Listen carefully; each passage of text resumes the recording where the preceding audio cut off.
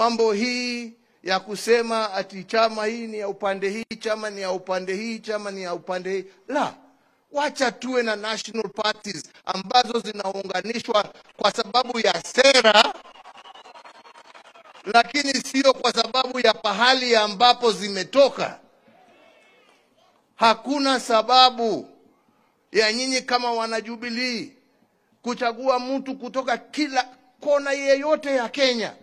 Haja ni nyinyi mjue ya kwamba huyo mmechagua ni mtu ambaye atajitolea kutendea Wakenya wote pahali popote walipo kwa haki,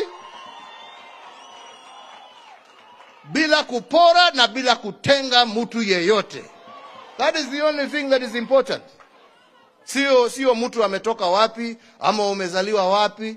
Na ndipo nilikuwa nawaambia hii story, watu walikuwa wanazungusha sijui Hasla, sijui huyu ni mtoto wa single mother, si huyu ni mtoto wa dynasty. Mimi najua watoto wangapi wa single mother ambao wamesoma vizuri sana na wameendea. Lakini kusema ati wewe sababu wewe umezaliwa na single mother, hiyo ndio qualification yako ya kuchaguliwa. Hapana, njoo uambie Wakenya ni nini utawafanyia.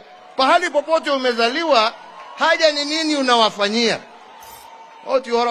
Anyway, hapana.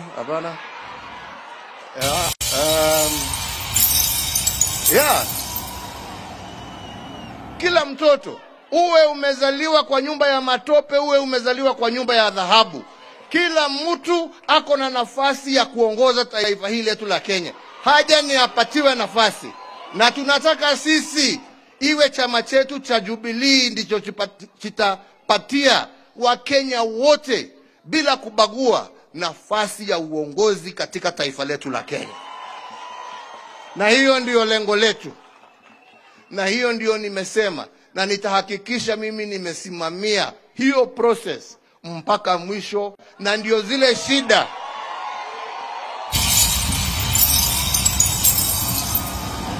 ambazo zilitokea hapo awali, watu kuwa wanauza matikiti na mfuko kulingana na ile pesa wamepewa.